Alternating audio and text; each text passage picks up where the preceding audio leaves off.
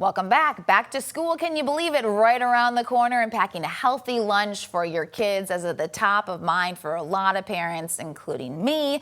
Joining me today is Tori Glenn, one of our Hy-Vee dietitians. Tori, walk me through. We got some top tips to pack a lunch. Where should parents start when they're packing a lunch? I think we gotta have to start with the basics. Thinking about equipment. It seems silly, but I mean, that's the first place to start, and then we'll get into the nutrition later with that. So thinking about a lunchbox, we gotta make sure we set them up with a lunchbox that's gonna keep them cold, that they're gonna be excited about, whether it's characters, they designed it, they picked it out themselves.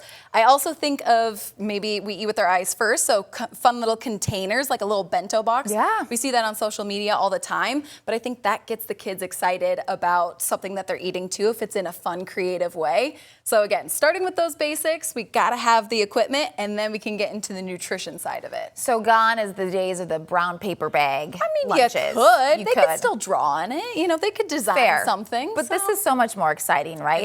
It is. Okay, so we're putting food in the lunchbox now. Yep, so we gotta think about how we're gonna build our plate. So half of our plate is always fruits and veggies, and sometimes fruits and veggies might not be the kids' favorite thing, so we gotta think outside the box of what could get them excited. So I think of maybe like finger foods when it comes to those fruits and veggies. Not only is that gonna make it easier for the parents to pack it, because they don't have to prep it, but it's also fun for the kids to use that too. So thinking about like mini bell peppers, cherry tomatoes, grapes, blueberries, those things are quick and easy that we can throw in the lunchbox, but then they can eat it later, and it's a lot of fun.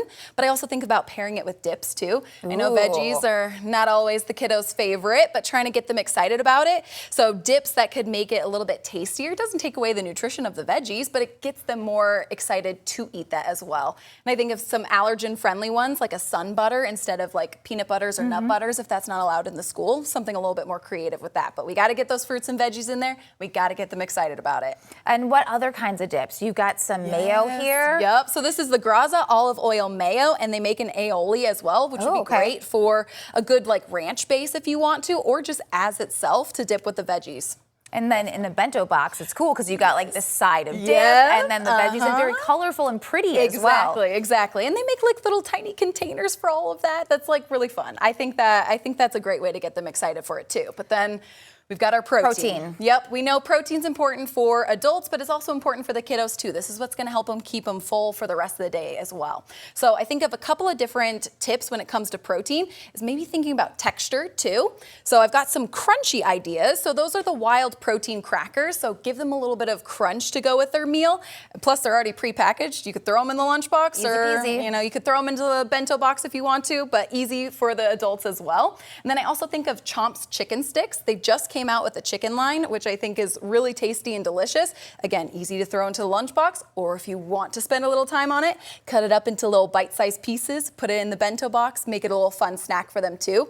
But both of those would be a great way to give them some protein, get them excited about it, and so in that way it's a little bit more filling and balanced lunch for them. And if you don't like sandwich, one of my kiddos doesn't like sandwiches, so it's, as a parent, you're like, what do I pack besides a sandwich? Yeah, give them some ideas outside of that, and I think that can definitely help switch it up too, because variety is going to be key. If they have the same thing over and over every day, we get bored of that, they're going to get bored of it as well. Well, I mean, everybody has their own preferences with that, but I think it's good to have some balance and some variety with it too. Okay, so we talked about fruit and veggies and protein. What else do we need to pack in a lunch? Yep. So that would be a great opportunity to put in some carbohydrates in there too. That tends to be a really easy thing that we add in there. Like you said, sandwiches. That would be our bread for it. Or sometimes people are putting maybe other kinds of chips or crackers or snacks in there. So carbohydrates tend to be a little bit easier, but if we could make them a little bit more fiber filled, that's always a plus too, because we know protein, fiber keeps them full, keeps them focused for the rest of the day too. All right, Tori, thanks so much. Thank you. Can you believe it? School's like a week and a half away.